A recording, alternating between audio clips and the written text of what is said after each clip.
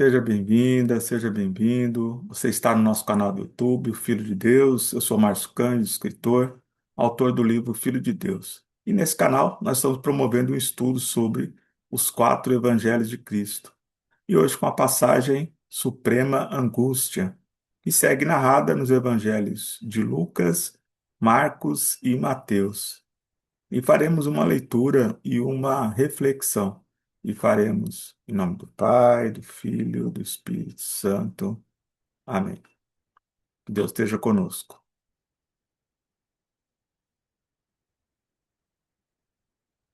Lucas, capítulo 22, versículo de 22 e 39 a 46. Conforme o seu costume, Jesus saiu dali e dirigiu-se para o Monte das Oliveiras, seguido dos seus discípulos. Ao chegar àquele lugar, disse-lhes: Orai para que não caiais em tentação. Depois se afastou deles à distância de um tiro de pedra e, ajoelhando-se, orava: Pai, se é de teu agrado, afasta de mim este cálice. Não se faça, todavia, a minha vontade, mas sim a tua. Apareceu-lhe então um anjo do céu para confortá-lo. Ele entrou em agonia e orava ainda com mais instância, e seu suor tornou-se como gotas de sangue a escorrer pela terra. Depois de ter rezado, levantou-se, foi ter com os discípulos e achou-os adormecidos de tristeza. Disse-lhes: Por que dormis? Levantai-vos, orai, para não cairdes em tentação. Então, essa é a narrativa do Evangelho de Lucas sobre suprema angústia. Agora vamos à narrativa, a mesma passagem pelo Evangelho de Marcos. Marcos, capítulo 14, versículo de 32 a 42. Foram em seguida para o lugar chamado Getsemane, e Jesus disse a seus discípulos: Sentai-vos aqui enquanto vou orar. Levou consigo Pedro, Tiago e João, e começou a ter pavor e a angustiar-se. Disse-lhes: A minha alma está numa tristeza mortal. Ficai aqui e vigiai. Adiantou-se alguns passos, prostrou-se com a face por terra e orava que, se fosse possível, passasse dele aquela hora. Abá, Pai, suplicava ele. Tudo te é possível. Afasta de mim este cálice. Contudo, não se faça o que eu quero, senão o que tu queres. Em seguida, foi ter com seus discípulos e achou-os dormindo. Disse a Pedro: Simão, dormes? Não pudeste vigiar uma hora? Vigiai e orai, para que não entreis em tentação. Pois o espírito está pronto, mas a carne é fraca. Afastou-se outra vez e orou, dizendo as mesmas palavras. Voltando, achou-os de novo dormindo, porque seus olhos estavam pesados e não sabiam o que lhe responder. Voltando-se pela terceira vez, disse-lhes: Dormi e descansai, basta, veio a hora. O filho do homem vai ser entregue nas mãos dos pecadores. Levantai-vos e vamos. Aproxima-se o que há de me entregar. Então, essa é a narrativa do Evangelho de Marcos sobre suprema angústia. Agora vamos, finalmente, à narrativa do Evangelho de Mateus.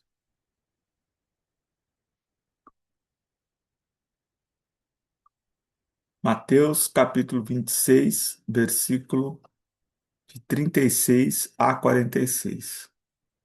Retirou-se Jesus com eles para um lugar chamado Getsemane e disse-lhes: Assentai-vos aqui enquanto eu vou orar. E tomando consigo Pedro e os dois filhos de Zebedeu, começou a entristecer-se e a angustiar-se. Disse-lhes então: Minha alma está triste até a morte. Ficai aqui e vigiai comigo. Adiantou-se um pouco e, prostrando-se com a face por terra, assim rezou: Meu pai, se é possível, afasta de mim este cálice. Todavia não se faça o que eu quero, mas sim o que tu queres. Foi ter então com os discípulos e os encontrou dormindo. E disse a Pedro: Então não pudeste vigiar uma hora comigo? Vigiai e orai, para que não entreis em tentação. O espírito está pronto, mas a carne é fraca. Afastou-se pela segunda vez e orou, dizendo: Meu pai, se não é possível que esse cálice passe sem que eu beba, faça-se a sua vontade. Voltou-se ainda e os encontrou novamente dormindo, porque seus olhos estavam pesados. Deixou-os e foi orar pela terceira vez, dizendo as mesmas palavras. Voltou então para os seus discípulos e disse-lhes: Dormi agora e repousai. Chegou a hora, o Filho do Homem vai ser entregue nas mãos dos pecadores. Levantai-vos, vamos, aquele que me trai está perto daqui. Então, essa é a narrativa do Evangelho de Mateus sobre suprema angústia. Agora vamos fazer um aprofundamento sobre o que a mensagem dos evangelhos traz de ensinamento para nossas vidas. Mas antes, quero te convidar, se você ainda não está inscrita ou inscrito no nosso canal, faça já a sua inscrição para não perder nenhuma de nossas atualizações. Deixa aqui o seu comentário sobre qual a sua opinião sobre essa passagem, sobre o nosso estudo. Compartilhe para que mais uma irmã ou um irmão possa fazer parte desse estudo. E também deixa aqui a sua curtida, porque é muito importante para fortalecer o engajamento do nosso canal. Amém? Bem, nós temos aqui três passagens que tratam a respeito da suprema angústia. É, Aqui eu quero destacar a passagem do Evangelho de Lucas, que ela traz algumas diferenças em relação às narrativas de Marcos e de Mateus. Bem, no Evangelho de Lucas, e aí é importante para você que está chegando agora no nosso canal, nesse momento nós estamos na etapa 4, que trata a respeito da paixão de Cristo. Paixão, morte, ressurreição e ascensão do nosso Senhor Jesus. E nesse canal nós organizamos esse estudo em quatro grandes etapas. Nós estamos agora na última etapa. A primeira etapa falou sobre a preparação, o nascimento e a infância de Jesus. A segunda etapa falou do princípio da missão. A terceira etapa sobre o ministério de Jesus, nas fases da Galiléia, da Judéia e de Jerusalém. E hoje nós estamos, então, encerrando esse ciclo de estudos, não hoje, mas esse é a quarta etapa. Bem, então vamos aqui à narrativa de Lucas, né?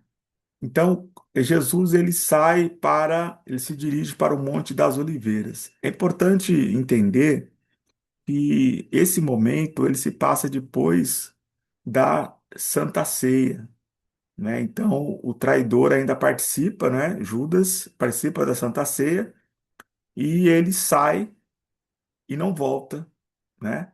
Já com a indicação de que ele haveria de trair Jesus. Então, nós estamos aqui numa sequência da Santa Ceia, né? E Jesus aqui está no Monte das Oliveiras, local onde ele passa em vários momentos aqui do seu ministério. E aqui Jesus ele reforça para nós a importância da oração, né? E com o objetivo, né? Orai para que não caiais em tentação. Jesus, sendo Deus, ele permanecia constantemente em oração, né? E quem somos nós para negligenciar a oração, né? Então Jesus nos alerta que nós precisamos orar para não cair em tentação, porque o tempo todo nós estamos expostos, né, à tentação. Aqui quando fala a distância de um tiro de pedra, é uma maneira daquele tempo de falar de uma distância, né? Uma distância curta, né? Que é um espaço onde você joga uma pequena pedra ali, mas para retratar mais ou menos essa distância. E aqui Jesus ele se ajoelha. Para nós hoje é muito comum, né? Se ajoelhar para fazer uma oração. Mas na tradição judaica, as orações elas eram feitas de pé. E só fazia uma oração de joelhos quando era uma oração mais intensa, mais profunda, né? Então aqui Jesus ele se ajoelha, ou seja, ele faz uma oração mais aprofundada, né? Um pedido mais incisivo, né? Junto ao Pai. E aqui Jesus ele nos ensina sobre a fazer a vontade do Pai acima de qualquer coisa, né?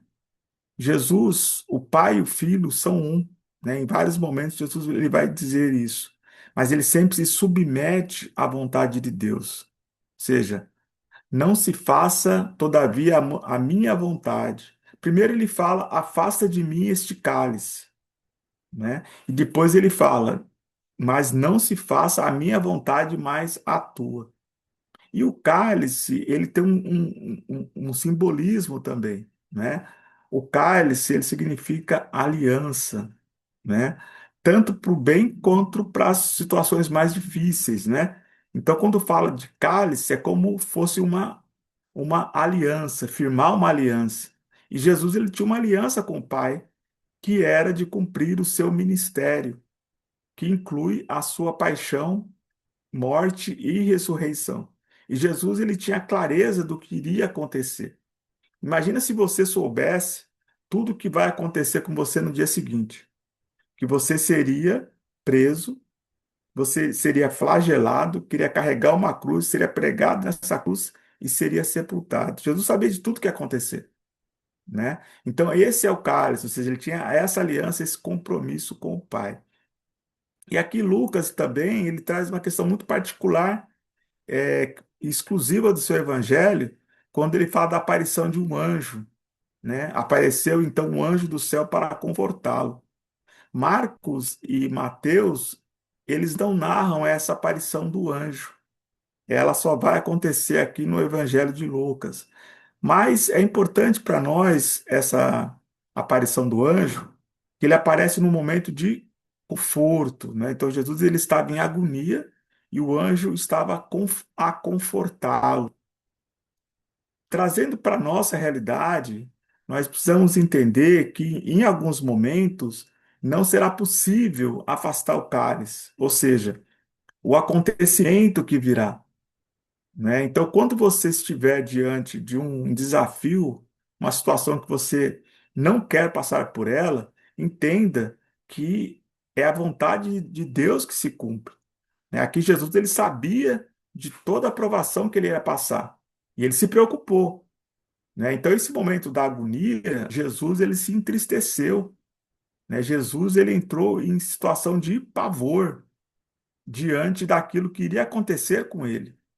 Mas ele fala: afasta de mim esse cálice. E ele continua: mas não se faça a minha vontade, mas a tua.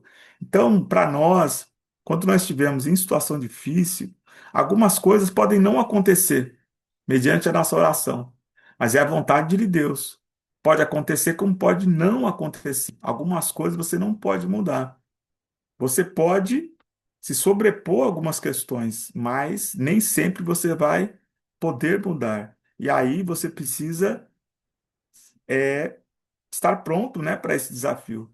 E aqui coloca que, assim como desceu um anjo do céu para confortar Jesus, nas situações mais difíceis, Deus manda os seus anjos para que nos fortaleça, né? Se a gente estiver em oração, certamente nós não estaremos só, né? Deus pode te dizer que você não, você precisa passar por essa etapa, mas necessariamente ele não diz que você vai fazer isso sozinho, né? Então, para Jesus apareceu um anjo do céu para confortá-lo, assim como também para nós, quando estivermos diante de situações desafiadoras. Bem, e aqui tem uma questão meio que sobrenatural, mas que cientificamente ela também é comprovada, né? Quando fala que Jesus suou sangue. Agora, é importante estar atento com a narrativa completa, não é? Porque aqui o evangelista Lucas, o que que ele fala? E seu suor tornou-se como gotas de sangue. Esse detalhe é importante. Não que Jesus não poderia ter suado sangue, até porque eu falei da questão da ciência, né? É possível você chegar numa situação de um tensionamento tão grande de que os seus vasos sanguíneos cheguem a estourar. Mas também não tem nenhuma situação comprovada nesse sentido. Mas que cientificamente é possível que, num momento de tensão profunda, você chegue a esse estado. Mas por que que eu falo da narrativa completa? Porque aqui Lucas ele fala como gotas de sangue. Por exemplo, o sangue, quando você corta, ele começa o quê? Esguichar, ele começa a escorrer, né? Então que o suor de Jesus foi tão intenso, né? Porque ele caiu pela terra, né, escorreu pela terra. Imagina o que que é suor de sangue a ponto de escorrer pela terra. Ou seja, ele está no rosto de Jesus, ele começa a pingar na terra. Então aqui pode-se falar de um suor comum, mas tão intenso que pareceu sangue, não é? Então, como gotas de sangue, não necessariamente sangue. Lembrando que nós não estamos aqui afirmando que isso não seria possível, até porque cientificamente está comprovado que numa situação muito extrema isso pode acontecer.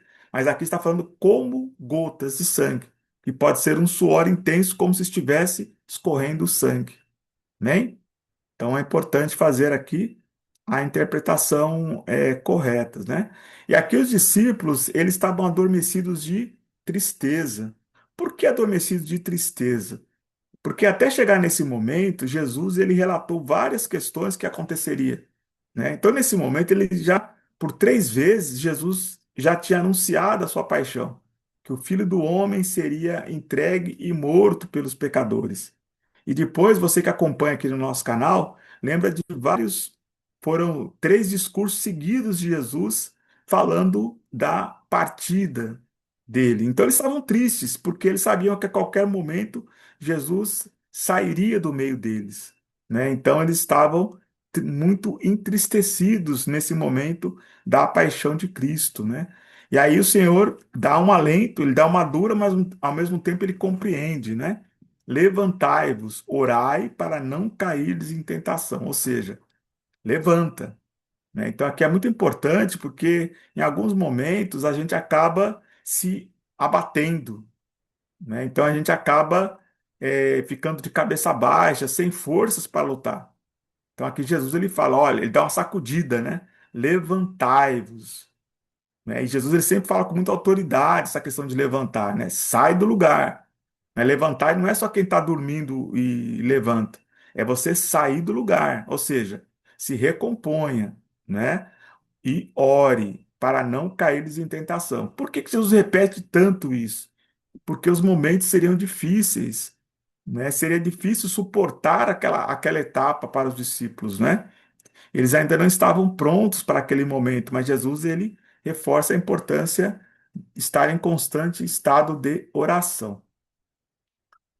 Bem, agora vamos aqui à narrativa de Marcos e Mateus sobre a mesma passagem, e aí nós vamos perceber aqui uma relação praticamente textual da narrativa de Marcos e Mateus, né? Lembrando que para a maioria dos especialistas, Marcos foi o primeiro a escrever o seu evangelho. Portanto, nós vamos dizer aqui que Mateus se baseou em Marcos e não em Marcos em Mateus, né? Lembrando que nós acreditamos na inspiração do Espírito Santo, mas Nem por isso os discípulos, os evangelistas, né, porque nem todos os evangelistas foram discípulos, Marcos e Lucas, por exemplo, não andaram com Jesus, né, dos três que narram aqui o evangelho, somente Mateus era discípulo, né, era apóstolo de Jesus.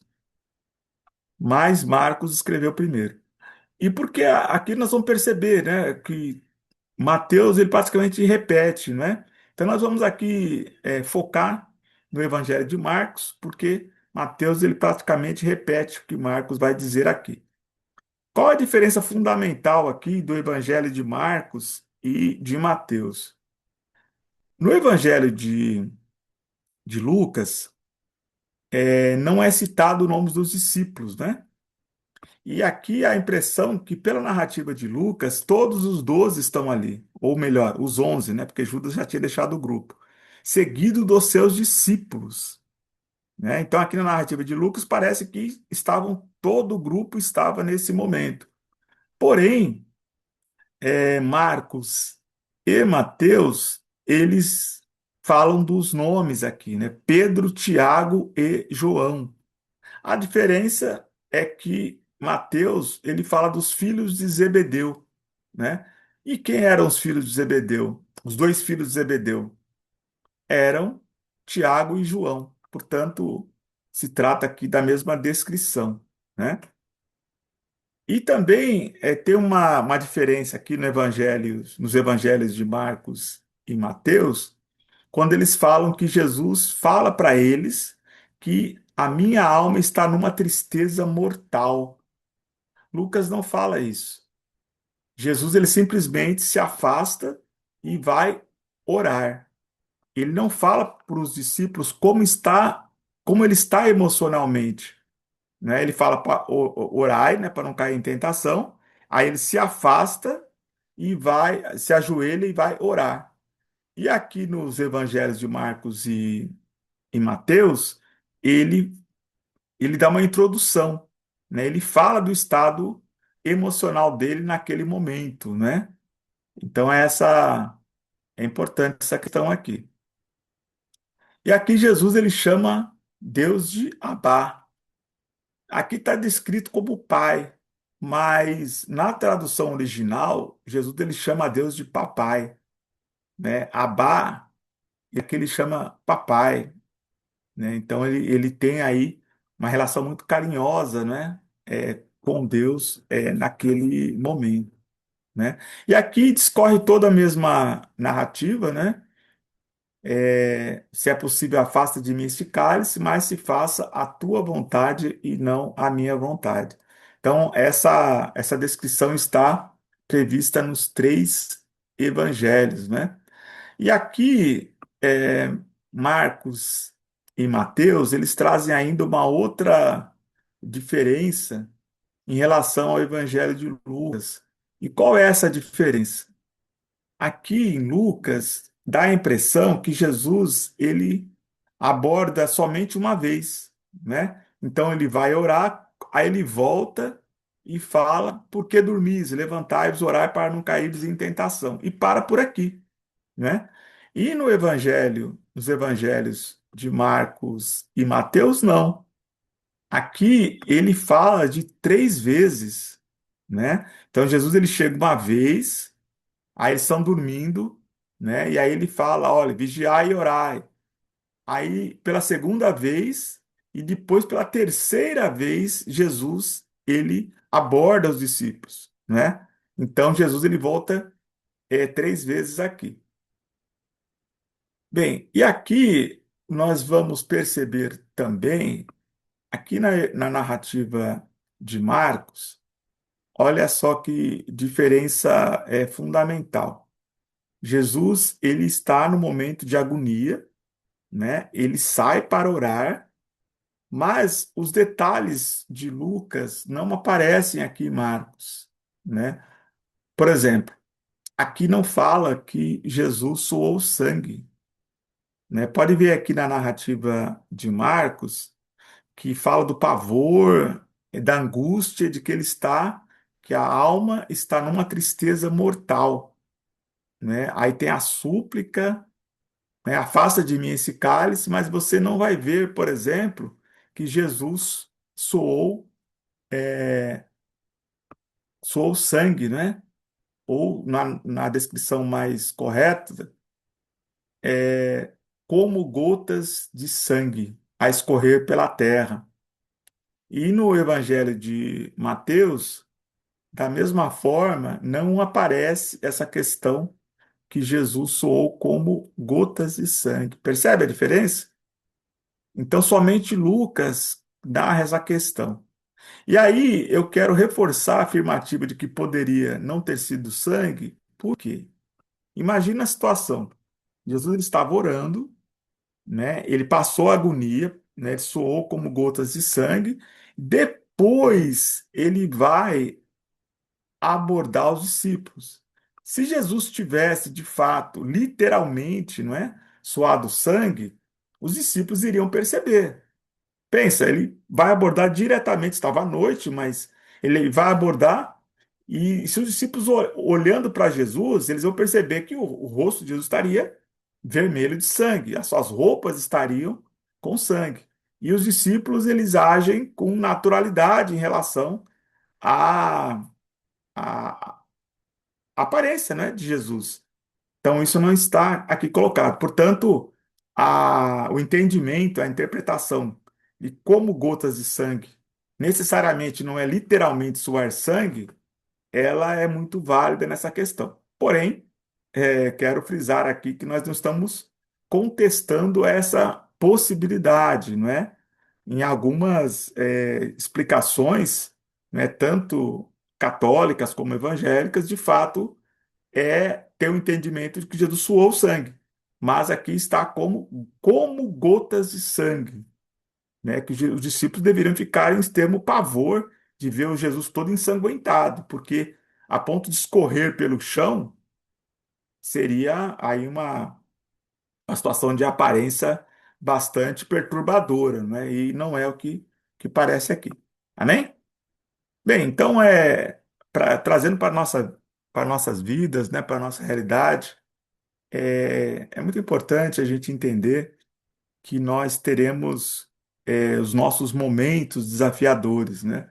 Jesus, mesmo sendo Deus, sabendo do desafio que estava diante dele, ele chegou a entrar em agonia. Portanto, se você estiver aí totalmente destemperado diante de uma situação que você vai ter que passar por ela, porque algumas vezes, meu irmão, minha irmã, você vai ter que passar por aquilo, não tem jeito, né? Às vezes você está numa situação que você vai ter que enfrentá-la, não tem um outro caminho senão levantar e seguir adiante, né? Então aqui você pode até em algum momento pedir, olha, Senhor, se puder aliviar, me alivia, eu não quero passar por isso. Mas é a vontade de Deus. E muitas vezes a gente quer se sobrepor à vontade de Deus. E nenhuma vontade pode ser superior à vontade de Deus. Deus ele pode entender que você não precisa passar por aquilo. Mas se ele entender que você vai crescer com aquilo, e eu já disse aqui nos nossos estudos, é, a, a- os desafios, eles não servem necessariamente para te sufocar, para tirar suas forças. Ele pode servir para te fortalecer. Você pode ser mais forte diante de um desafio. Porque, veja, nós, a gente só se mexe quando a gente é posto contra a parede. A gente sempre tem uma reserva que a gente não usa da nossa capacidade. E é nesses momentos de enfrentamento de situações superiores àquilo que você imagina, que não consegue suportar, é que Deus te revela quem de fato você é. Nem nós sabemos da capacidade que nós podemos ter. É só nessas situações que a gente é colocado à prova, que a gente vai tirar essa reserva que está dentro de nós e vai suportar e vai se surpreender com a nossa capacidade de ter seguido adiante. Então, tudo tem um propósito na nossa vida. Ainda que seja assustador aquilo que você vai precisar suportar, mas tem um propósito.